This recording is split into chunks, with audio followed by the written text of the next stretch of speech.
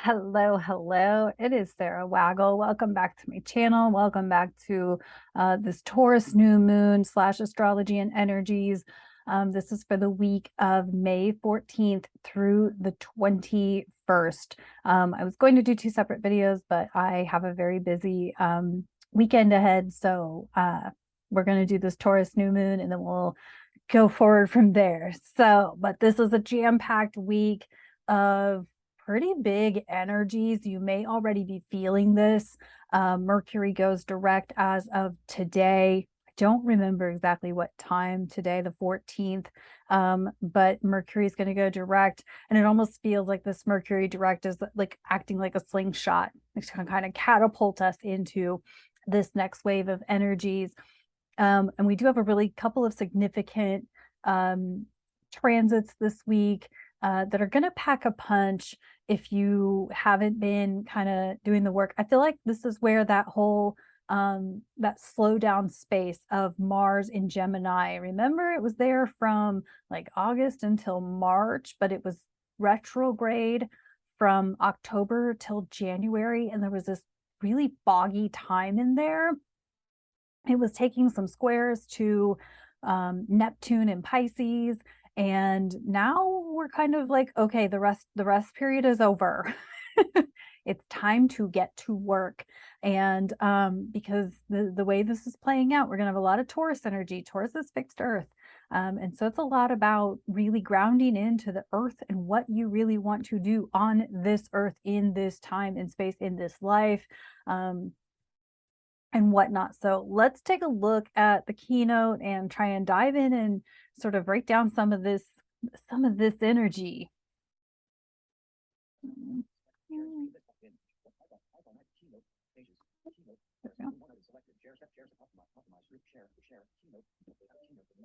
Okay.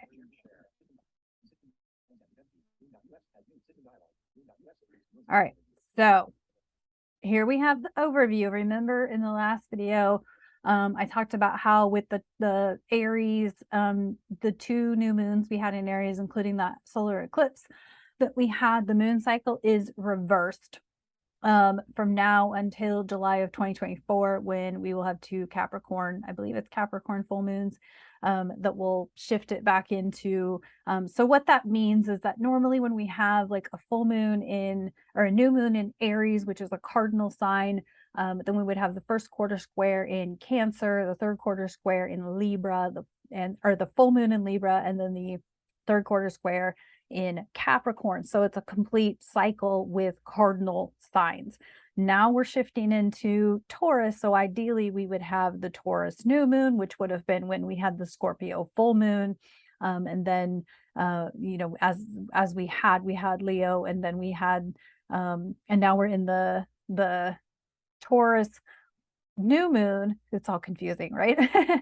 And so anyway, but what it does is it switches the modalities of the signs. There's cardinal, there's fixed, and then there is mutable.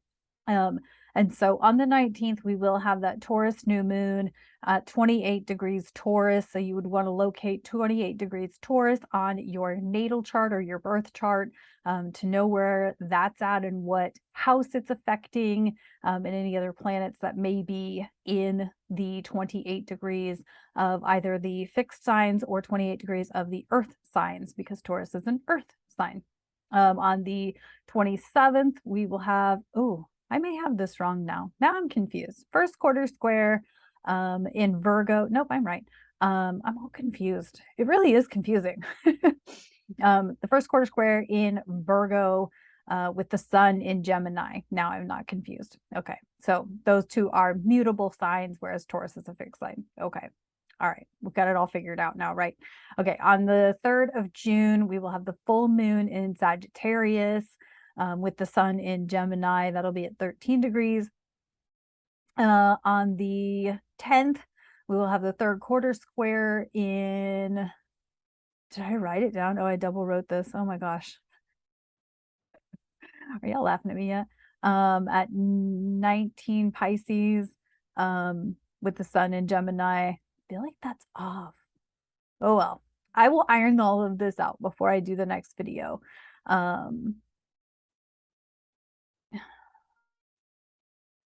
Oh, I see. 26 Gemini. Okay. I don't know. Now I'm looking at this and I'm like, and the Gemini new moon at 26 Gemini on the 10th. Okay. I'm not confused. It just looks like I am. Anyway, so full moon, this is the moon cycle for this stretch. So the 19th is the new moon. Let's focus on that for now. Let's ignore the rest of this, and Sarah will figure out all of her astrological errors and typos between now and the new moon in Gemini. Okay. This is a huge new moon. So it's happening on May 19th, which I believe is Thursday of this week. Maybe it's Friday. We'll go with the 19th. I know the dates. 10:53 a.m. Central Standard Time. So if you're on Pacific Time, it would be at 8:53 a.m. On Eastern Time, it would be 11:53 a.m. And if you look at this chart, this Taurus is loaded. By the time we have this new moon, we will have Jupiter, North Node, Mercury, Uranus, the sun, and the moon in Taurus. This is a lot of Taurus energy. Taurus is Venetian, so the dispositor or the ruler of this new moon is going to be Venus, which is over here in Cancer. And so, but what this means is this is all about your self-worth, your value. This is money. This is earthly possessions, earthly creations, what you can build, what you can put together, your skills, your gifts, your things like that all apply. And of course, we have the nodes close to finish. They're 3 degrees Taurus and Scorpio, which means they are just a few degrees away from finishing up their Taurus Scorpio cycle, and they will move on in mid-July. Mercury will have gone direct. Again, like I said, it goes direct here on the 4th, or the 14th rather. Uranus with the sun, we've already had that Sun-Uranus conjunction. That was on the 9th of May. So you may have noticed that, felt from that. And Jupiter will have just moved in. And of course, we're in the mid of a square between Jupiter and Pluto. And by the 20th, this little guy over here, Mars is going to move to 0 degrees Leo, and it will join, and then we'll have a T-square between Jupiter, Pluto, and Mars. That's what makes this week really intense, is this T-square starts before Jupiter even moves into Taurus, because it's already squaring off with Pluto in Aquarius, and then it's going to all square and oppose Mars in Leo. So we'll get to that in just one second. Okay. So it's a mid T-square, fixed T-square. And then I also, for you astrology nerds out there, or anyone who's curious about doing some research, it's within 2 degrees of the fixed star Algol, and that is Algol. So if you want to look that up, and I believe this is referred to as the demon star. It is I believe I want to say it's attached to Medusa's head. And so it's at 26 degrees of Taurus. I know there's some mythological stuff there that I really want to dive further into. I just haven't had a chance to as of this recording. But Algol is within 2 degrees of this new moon that we're having happen here. So again, this is really a catapulting fresh start. So set some powerful intentions heading into this. Like, what do you actually want to take action on? You know, we can dream big and have all of I want to have lots of money, and I want to have a relationship, and I want to have this, but what are you actually doing? Actually implementing to bring that in. That's what this fixed Taurus, this fixed earth energy is about, is what are you actually doing to bring in the things that you say you want. You can say you want to own your own business, or you want to write a book, or you want to be a photographer, or you want to be an artist, or you want to be a wife, or whatever it is. but are you actually doing things or putting things into practice that will bring these things in? So this is really where taking action and implementing practical, my hair is all frizzy and in my face, it's kind of annoying, practical things to actually bring these things into fruition. That's what this fixed energy is about. And we have a lot of support, right? Jupiter is all about expansion. The North Node is about evolution. Mercury is mental, it's creative. And then Uranus is disruptive and causing all kinds of trouble, right? But Uranus, of course, is the ruler of Aquarius, where Pluto's hanging out, which is transformation. So lots and lots of factors. But I will say, I feel like because this is in Taurus, because this is within 2 degrees of Algol, that this, I think I said this in last week's video, this is also a time when if you have the least bit of doubt or the least bit of mental instability, that this could be a time where you could get taken out of the game big time, like questioning yourself, doubting yourself, you know, not feeling worthy of having the life that you want. So many factors, you know, you may not feel confident in yourself, your appearance, all of those sorts of things. Remember with Venus, Venus is shaped like a mirror, right? It looks like a mirror. So you can imagine this is, you know, your beauty, and your pleasure and what brings you joy, and having good solid foundation of your self-worth. And so Taurus is really doing that right now. And with Jupiter, whatever has been retrograded by Mercury, whatever has been retrograded by Uranus since 2000, I think she entered there in 2018, I want to say. And so there's been parts of Taurus that have been, you know, already run over by Uranus. Now Jupiter's going to come back and walk right over all that and amplify and expand whatever has been disrupted by Uranus and then subsequently by Mercury. So, and of course we've got the nodes, the North Node in Taurus as well. So we have a lot of Taurus, Venusian energy to work with. This is a beautiful moment if you're ready for it. And I will say that you have to be ready for it. It is definitely not a time to be like, well, I'm ready, but I'm not gonna, you know, you've got to be ready to take action on this one. This one's a stop doubting yourself kind of a moment. Okay, so journal prompts, of course, it's a new moon. So naturally set your intentions, set good, solid, practical intentions.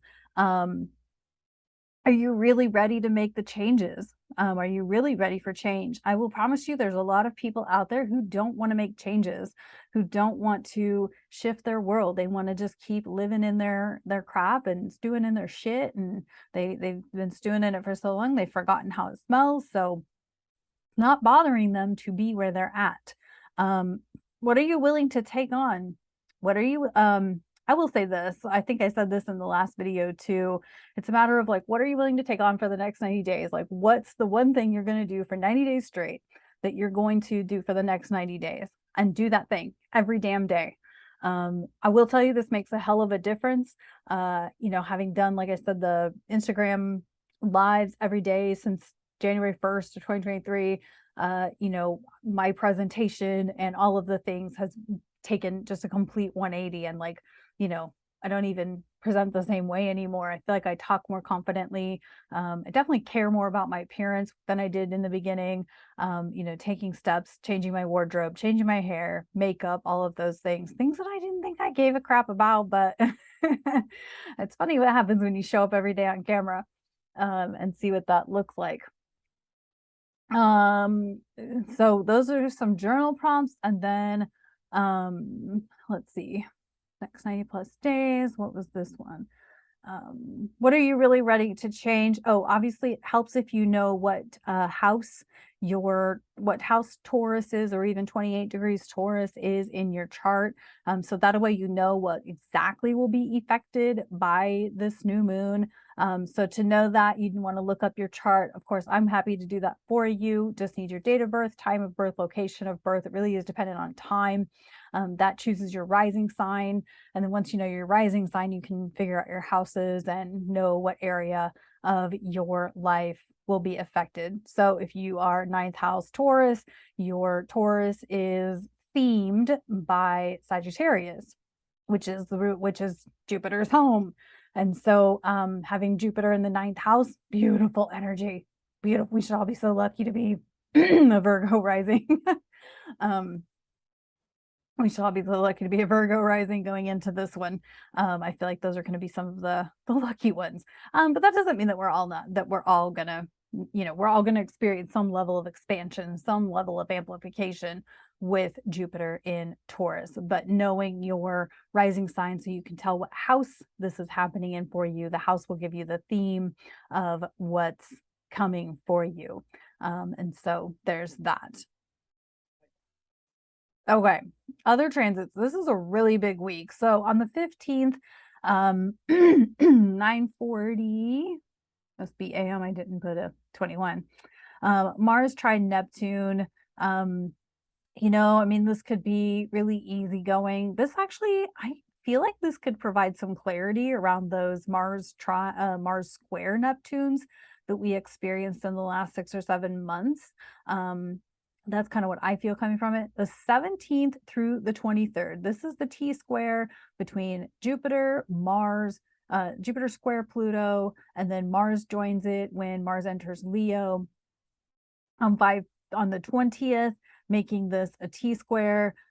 Depending on your orbit, I did hear a few astrologers say that this was a fixed square and cross. That would mean that they would be using a wider orbit from 0 degrees to include the nodes, which are at 3 degrees, which is fair. There's nothing wrong with that. They're within, well within 5 degrees. But I'm considering it a T square. The nodes are obviously are a big component of what's going on. But for the T square, I'm just looking at Mars at 0 Leo, Jupiter at 0 Taurus, and Pluto at 0 Aquarius. T squares are tricky. This could be some really good pop, a pimple, pop, a volcano type of energy. So who knows what's going to happen. I'd say it's going to be more of like a global stage type of thing, but that doesn't mean that there couldn't be like massive change. Again, I feel like that Mercury going direct on the 14th is going to be like a slingshot, like catapulting you into the next level of your life. And so there's that. And then of course on the 20th at 10:30 a.m. Mars enters Leo. Mars in Leo, Mars is the ruler of Aries. Masculine, that is the sign of war, that is the sign of fighting, Mars will fight for his woman. So strong masculine energy. Leo is egotistical, it's fiery, they're both fiery. But Leo is more like center stage. Aries is more of a here I am. So Mars and Leo, that could be exciting. That squaring off or opposing Pluto and squaring off with Jupiter and Taurus at 0 of the fixed signs. 0 is a potent degree. Anytime you have something going on at 0 or at 29 of signs, it's potent energy. Those are the most potent degrees of the signs. And so that this is happening at 0 of the fixed signs, could be a lot of potent things going on. All right, let's talk about the energies of this. I've kind of mentioned a lot of it already. It's a matter of you got to be willing to make the changes. Anything old, here's the thing about making change. Whatever doesn't serve the thing that you're wanting to change has to fall away, right? So even if it's a relationship, if it's a job, if it's a task, if it's, a state of mind or a state of being that no longer serves, it will have to fall away. So don't be surprised if you feel very detached or disconnected from people, places, things, ideas, beliefs that, no longer serve what you're up to and where you're going, right? You have to acknowledge these things. You cannot shift that which you are unwilling to be aware of. Right? So you could be like, well, you know, I don't, it's kind of like we avoid seeing a part of ourselves because we don't want to acknowledge it. But the thing is that if you're unwilling to acknowledge it, it won't change. And it's always going to be that thorn in your side that's preventing you from moving forward because you're unwilling to say that, maybe I should quit drinking. Maybe I should quit smoking weed. Maybe I should quit popping pills, whatever it is, right? Maybe I should quit sleeping till noon. Maybe I should eat healthier, right? Maybe I should quit eating like crap. All of those things. So it's really a matter of like, whatever you're not willing to face about yourself will be your constant thorn in your side as to why you can't move forward. You have to acknowledge something in order to shift it, in order to allow it to change. And so there's that. But like I said, anything that no longer serves will fall away. And then of course you will start to see like, I'm just going to read it to myself. You'll start to see who really wants to change. There are going to be people who don't want to change. And this has been something that's been really tricky for me as a coach, as a guide, whatever, that there are people who don't really want to change. Whether it's conscious or unconscious, they don't want to change. And that's okay for them to be where they are. And it's also kind of you can't save them. We can't save people. We can't make people want to change. We can't make people want to grow and learn and heal and all of the things, right? We can only do our own journeys. But you'll really start to see who's willing to just stay in their karmic life and their karmic cycles and repeat them and all of the things. And then there are people who are going to want to disrupt the fuck out of their life and change it. Like, I ain't doing this shit anymore. I'm doing this differently this time. I'm going to commit to this for 90 days, 180 days, and just see where the hell it goes and see how it flips up my life. And I'm going to move and I'm going to relocate and I'm going to take on this new job or this new role or whatever it is, right? But there are some people who are not going to be willing to do that. And that's okay. There's no right or wrong here. Some of us came here to be Saturnian, right? This is evolutionary astrology. Some people came here to be Saturnian. They came here to follow the rules. They came here to be restricted. They came here to experience their karma. Some of us are Uranian, Uranus, disruptive, change, flipping shit upside down, flipping shit sideways. That's how Uranus rolls, right? Aquarius, Pluto and Aquarius. Saturn rules Capricorn. It does rule Aquarius, but Aquarius's modern ruler is Uranus. But Capricorn is rigid. Saturn is rigid. So some people came here to be Saturnian, to be rigid, to follow the rules, to comply. Some of us are Uranian. We came here not to comply and to cause trouble doing it in a good way. We hope. But the same holds true with like Capricorn is all about traditions and traditional roles and being successful in those traditional roles. Aquarius is not traditional. It's weird. It's, you're going to go be a nomad. You're going to go be a digital nomad and work while you travel. Okay. What, why? But it's okay, right? But it takes all kinds in order for this world to go round, or for this world to keep moving and evolving. And so just keep it in mind, be compassionate, understand that, and be aware that some people are not going to change. Like, we get so excited when we learn a new thing. Throughout my life, like when I learned about veganism, I was vegan for a while. I'm not anymore. When I learned about life coaching, I was so excited. I thought everybody would want to do this. Like, why doesn't everybody want to do this? And I got mean about it. There's no need to be mean about it. It's just they're not willing to see things from a different perspective. When I got into astrology, again, people were like, what? Why? That's so weird. It is weird. It's also fun. It's also fascinating. It also gives me something fun to study and do and learn and present and all of the things, right? So, but the same could be true for, something as simple as Star Trek. right? I remember getting into Star Trek and, didn't really like it for many years, even though most of my friends did. It took me a long time to get into Star Trek. And then I had my like pockets of obsessions with Star Trek, right? Borg, time travel, parallel universes, all of those things were just my obsession. And I was fascinated by it. And so, but my point is that we're all going to experience things differently. You may find that you're not willing to change as much as you thought you were. You may find that you're willing to change and uproot way more than you thought you were willing to. And you'll scare the shit out of yourself, and you're going to do it anyway, because it's what you came here to do, is to disrupt the hell out of the cycle. So I hope that makes some sense. I hope that resonates. This is a lot of energy to work with and deal with.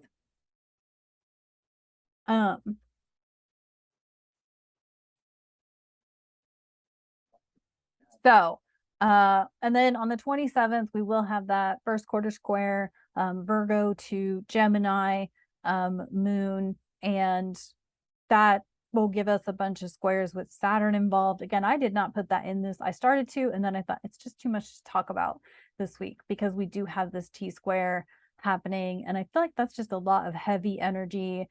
It's also a lot of unexpected, we don't know where we're going to be by next week. So I think I'll hold off and talk about it next week. I will say this, I am experimenting with a product idea that I have. I'm going to be presenting it to somebody who's agreed to be my guinea pig for it. If I like how it rolls and that person is able to understand it, I will market it as a product. So if you are interested in actually receiving your own individual astrology from me, but you're like, I don't have time for a Zoom meeting, or I really want to, but I'm not comfortable with the technology or whatever. I think I have a way to simplify things, give you a resource that you can use so that you can have your own sort of astrology report from me to work with, along with all of the tools and fun things I have to offer. And so we'll see how this goes. I'm going to see how it goes for the new moon and see if my guinea pig likes it and it resonates with her. And then I will go from there. So hopefully by the full moon, I don't know. But Uranus, Sun conjunct Uranus, which was on the 9th, I will say for me personally, yep, it created a change, which wasn't surprising. It was also the 9-month. I don't know. Hopefully you guys saw my post that I posted here on YouTube and on Instagram and all the other platforms about me being sober and how I sort of birthed a new version of myself.